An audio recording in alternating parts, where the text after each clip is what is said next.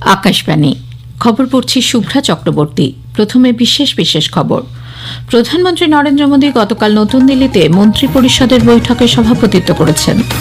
সংসদের বাদল অধিবেশন জুলাই মাসের ২১ তারিখ শুরু হবে, চলবে ১২ই আগস্ট পর্যন্ত। কেন্দ্রীয় সরকার ২০২৭ সালে ২ পর্বে জনগণনা করার সিদ্ধান্ত নিয়েছে, পাশাপাশি জাতি গণনাও করা হবে। আজ বিশ্ব পরিবেশ দিবস। এবছরের মূল ভাবনা প্লাস্টিক দূষণ রোধ। ভারতের আরও ২টি জলাভূমি রামসার সাইটের তালিকাভুক্ত হওয়ায় দেশে এ ধরনের সাইটের সংখ্যা বেড়ে হয়েছে ৯১। ফ্রেঞ্চ ওপেন টেনিসে পুরুষদের সিঙ্গলসে ষষ্ঠ বাছাই নোভাক জকোভিচ কোয়ার্টার ফাইনালে জার্মানির আলেকজান্ডার জেভেরেভকে হারিয়ে সেমিফাইনালে উঠেছেন। রয়্যাল চ্যালেঞ্জার্স বেঙ্গালুরুর আইপিএল ট্রফি জয়ের উৎসবকে কেন্দ্র করে চিন্নাস্বামী স্টেডিয়ামে গতকাল এক মর্মান্তিক দুর্ঘটনায় অন্তত ১১ জন প্রাণ হারিয়েছেন, আহত ৩৩। শোক প্রকাশ রাষ্ট্রপতি প্রধানমন্ত্রীর। আসছে বিস্তারিত খবরে। প্রধানমন্ত্রী নরেন্দ্র মোদী গতকাল নতুন দিল্লিতে মন্ত্রী পরিষদের বৈঠকে সভাপতিত্ব করেছেন। পেহেলগাঁওয়ে সন্ত্রাসবাদী হামলা এবং তার প্রত্যুত্তরে পাকিস্তানের বিরুদ্ধে অপারেশন সিন্দুরের পর এটি প্রথম এ ধরনের বৈঠক। উপস্থিত ছিলেন কেন্দ্রীয় মন্ত্রী অমিত শাহ, রাজনাথ সিং, নীতিন গডকরি, জেপি নাড্ডা, চিরাগ পাসওয়ান এবং সি.আর. পাটিল। সংসদের বাদল অধিবেশন জুলাই মাসের ২১ তারিখ শুরু হবে। নতুন দিল্লিতে গতকাল সাংবাদিকদের সংসদ বিষয়ক মন্ত্রী কিরেন রিজিজু বলেন, ১২ই আগস্ট পর্যন্ত অধিবেশন চলবে। পেহেলগাঁওয়ে জঙ্গি হামলায় প্রায় ২৬ জনের মৃত্যু এবং তার প্রত্যুত্তরে ভারতের অপারেশন সিন্দুর অভিযানের পর সংসদের এটি প্রথম অধিবেশন। এর আগে এই জঙ্গি হামলার ঘটনার পর বিভিন্ন রাজনৈতিক দলের নেতাদের নিয়ে বৈঠক করে সরকার। কেন্দ্রীয় সরকার ২০২৭ সালে ২ পর্বে জনগণনা করার সিদ্ধান্ত নিয়েছে, পাশাপাশি জাতি গণনাও করা হবে। ২০২৭ সালের ১ মার্চকে ভিত্তিবর্ষ ধরে এই গণনার কাজ চালানো হবে। কেন্দ্রীয় স্বরাষ্ট্র মন্ত্রক একটি বিবৃতিতে জানিয়েছে, লাদাখ এবং জম্মু ও কাশ্মীর, হিমাচল প্রদেশ ও উত্তরাখণ্ডের বরফাবৃত এলাকাগুলির জন্য ভিত্তিবর্ষ হবে ২০২৬-এর ১ অক্টোবর। এই সংক্রান্ত বিজ্ঞপ্তি এ মাসের ১৬ তারিখে সরকারি গেজেটে প্রকাশিত হওয়ার সম্ভাবনা রয়েছে। সর্বশেষ জনগণনা ২০১১ সালে ২টি পর্বে সম্পন্ন হয়েছিল। প্রথম পর্বে বাড়ির তালিকা এবং দ্বিতীয় পর্বে জনসংখ্যা গণনা করা হয়েছিল। আমাদের সংবাদদাতা জানাচ্ছেন, ২০২১ সালে জনগণনার কথা থাকলেও কোভিডের কারণে তা সম্পন্ন করা যায়নি। দিল্লি হাইকোর্টের প্রাক্তন বিচারপতি যশবন্ত ভার্মার বিরুদ্ধে ইমপিচমেন্ট প্রস্তাব আনার ব্যাপারে সব রাজনৈতিক দলের মধ্যে সমঝোতা গড়ে তোলার কাজ চলছে বলে সরকার জানিয়েছে। কয়েক মাস আগে নতুন দিল্লিতে বিচারপতির সরকারি বাসভবন থেকে বড় অঙ্কের নগদ অর্থ উদ্ধারের পরই এই পদক্ষেপ করা হচ্ছে। নতুন দিল্লিতে গতকাল সাংবাদিকদের সংসদ বিষয়ক মন্ত্রী কিরেন রিজিজু বলেন, সরকার এ ব্যাপারে সব রাজনৈতিক দলের সঙ্গে একমত হতে চায়। जो जुडिशरी में करप्शन का मामला है, ये देश के लिए बहुत गंभीर मामला है। इसमें कोई पॉलिटिकल पार्टी जो अपना अपना एक व्यू लेने का आवश्यकता नहीं है। हम सब मिल करके एक कलेक्टिव व्यू लेकर के चर्चा करके फिर जो इम्पीचमेंट होना है पार्लियामेंट ही कर सकता है, तो इसमें एकजुट एक आवाज में हम करें, इसका प्रक्रिया हमने शुरू कर दिया है। সেবা, সুশাসন ও গরিব কল্যাণের নীতিকে সামনে রেখে এক দশকে ভারত এক অসাধারণ রূপান্তরের সাক্ষী থেকেছে। আকাশবাণী সংবাদের বিশেষ প্রতিবেদনে আজ তুলে ধরা হচ্ছে গত ১১ বছরে সরকারের বিভিন্ন প্রধান খাতে নেওয়া উদ্যোগ। আজকের বিষয় ক্রীড়া, যা ভারতের অমৃত পিঢ়ি অর্থাৎ নবপ্রজন্মের ক্ষমতায়নের মূল চাবিকাঠি। একটি প্রতিবেদন। ক্রীড়া ক্ষেত্রকে জাতীয় অগ্রাধিকার হিসেবে ঘোষণা করেছে কেন্দ্রীয় সরকার। খেলো ইন্ডিয়া আন্দোলনের আওতায় চালু হয়েছে হাজারেরও বেশি প্রশিক্ষণ কেন্দ্র, যেখানে ৩,০০০ যুব অ্যাথলিটকে বছরে ৬,২৮,০০,০০০ টাকা আর্থিক সহায়তা দেওয়া হচ্ছে। টার্গেট অলিম্পিক পোডিয়াম স্কিমের মাধ্যমে দেশের শীর্ষস্থানীয় খেলোয়াড়দের আন্তর্জাতিক মানের প্রশিক্ষণ, যন্ত্রপাতি এবং এক্সপোজার প্রদান করা হচ্ছে। এই প্রয়াস ইতিমধ্যেই ফলপ্রসূ। গত ২ অলিম্পিকে ভারত জিতেছে ১৩টি পদক, আর প্যারিস অলিম্পিকে রেকর্ড সংখ্যক ২৯টি পদক এসেছে দেশের ঘরে।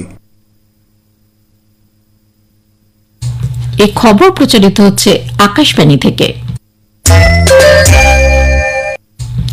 আজ বিশ্ব পরিবেশ দিবস। প্রকৃতি এবং বসুন্ধরাকে রক্ষার জন্য সচেতনতা প্রসারের লক্ষ্যে দিনটি পালিত হয়। এবছর দিনটি পালনের মূল ভাবনা প্লাস্টিক দূষণ রোধ। উল্লেখ্য, পৃথিবীতে প্রাণীর রক্ষার উদ্দেশ্য নিয়ে রাষ্ট্রসংঘের পরিবেশ বিষয়ক কর্মসূচির অংশ হিসেবে ১৯৭৩ সাল থেকে প্রতি বছর ৫ই জুন বিশ্ব পরিবেশ দিবস পালিত হয়ে আসছে। ভারতের আরও দুটি জলাভূমি রামসার সাইটের তালিকাভুক্ত হওয়ায় দেশে এ ধরনের সাইটের সংখ্যা বেড়ে হয়েছে 91। নতুন করে তালিকাভুক্ত হয়েছে ফালুরির খিচান এবং উদয়পুরের মেনার, দুটি রাজস্থানে অবস্থিত।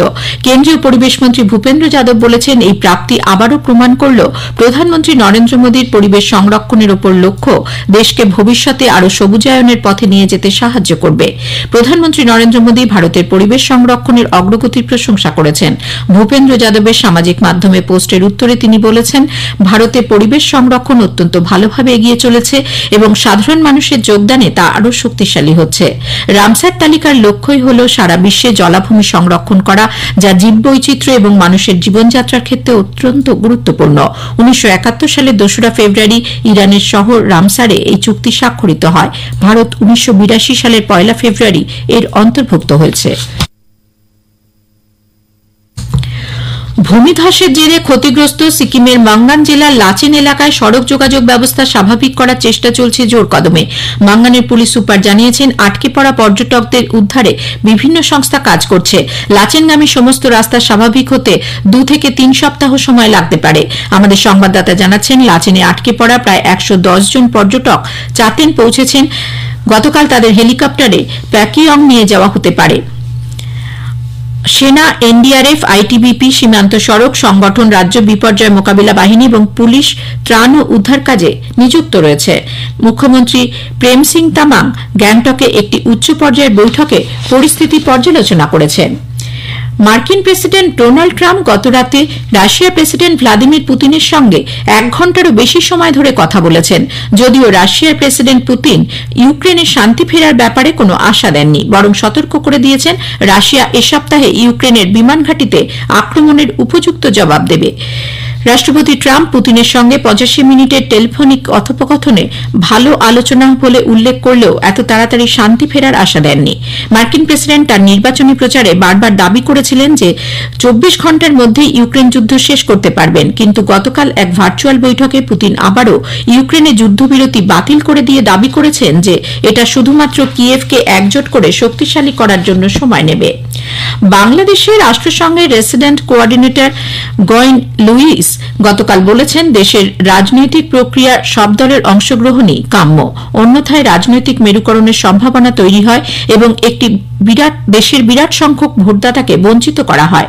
ঢাকার জাতীয় প্রেস ক্লাবে ডিপ্লোম্যাটিক করেসপন্ডেন্টস অ্যাসোসিয়েশন বাংলাদেশ ডিসিএবিতে লেউইস তার বক্তব্য রাখছিলেন। তিনি বলেন, যদিও উদ্ভূত পরিস্থিতি একটি দেশের অভ্যন্তরীণ প্রেক্ষাপটের উপর নির্ভর করছে।